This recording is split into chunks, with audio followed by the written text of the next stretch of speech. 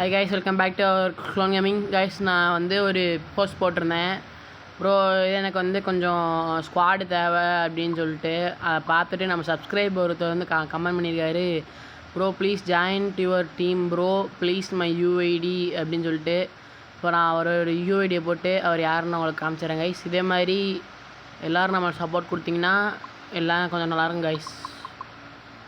காமிச்சிடுறேன் guys. So guys, நான் இப்போ வந்து கேமுக்குள்ள வந்துட்டேன். இப்போ அவர் யூஐடியை போட்டு அவருக்கு ரெக்வஸ்ட் கொடுத்துடலாம் கைஸ்.